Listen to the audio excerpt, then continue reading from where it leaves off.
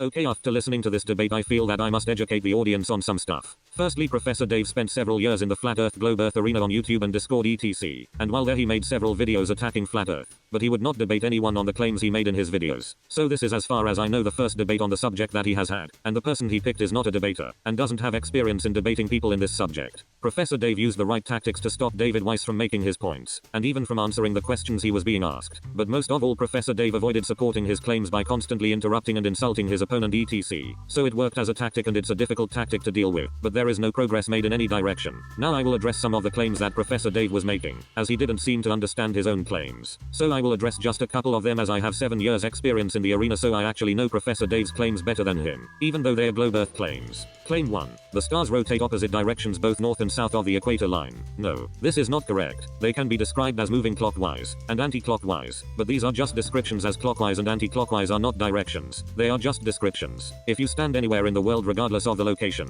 and face north, then all luminaries will come from your right, east, and move to your left, west. If you then turn around 180 degrees and face south, all the luminaries will come from your left, east, and move to your right, west. As all luminaries go east to west, the only thing that changes is our perception of them. Claim 2. That the Southern Cross cannot be seen north of the equator line. No. Once again, this is incorrect. The Southern Cross can be seen from Texas, Florida, North Africa, and the Philippines, at different times of the year. Claim 3. That 3 people situated individually in South Australia, South Africa, and South America, can all look due south and see the Southern Cross. No. This is not just incorrect, but Professor Dave does not know his own claim correctly. This claim originated in 2015-2016 and was debunked back then totally and utterly. To explain better, the claim that Professor Dave should have been making, if he was to make this claim correctly, is that at a particular time of year, 3 people situated in South Australia, South Africa, and South America, can look due south and see the South Celestial Pole, Sigma Octantis, and not the Southern Cross, as the Southern Cross points towards Sigma Octantis and the South Celestial Pole. Further than this, the reason that this is only claimed to happen at one particular time of year, is because obviously it's not going to be dark enough in those 3 locations simultaneously, even on a globe model, as they won't all be in nighttime. So how would you see the stars? To add to this, the claim that this observation can be made at a particular time of year, is only a calculation of what should happen, if we lived on a globe Earth.